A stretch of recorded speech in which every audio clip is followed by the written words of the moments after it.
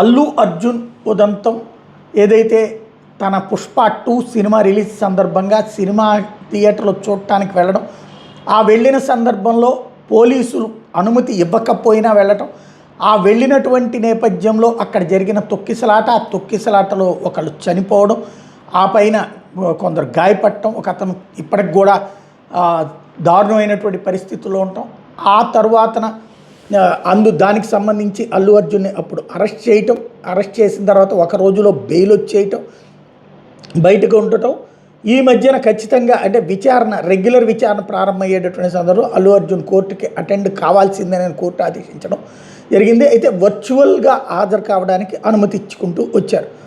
ఇప్పుడు ఆ కేసులో ఇంతవరకు ఛార్జ్షీటు, అట్లాగే పోలీసులు సబ్మిట్ చేసినటువంటి ఎలక్ట్రానిక్ ఎక్విప్మెంట్ డాక్యుమెంట్స్ మాకు ఇవ్వలేదంటూ అల్లు అర్జున్తో పాటుగా మిగతా నిందితుల తరపు ఆ థియేటర్ యాజమాన్యం వాళ్ళ తరపున ఉన్నటువంటి న్యాయవాదులు వాదన వినిపిస్తే అవి ఇవ్వమని కోర్టు ఆదేశించింది. అదే సందర్భంలో అల్లు అర్జున్కి మినహాయింపు ఇచ్చింది. ఇక పైన ప్రతి వాయిదాకి తను అటెండ్ అవ్వక్కర్లేదు, అతని తరపున ఒకళ్ళు లాయర్ అటెండ్ అయితే సరిపోతుంది అన్నటువంటిది. తద్వారా కొంత రిలాక్స్. అట్లాగే నెక్స్ట్ మంత్కి వాయిదా పడ్డది విచారణ.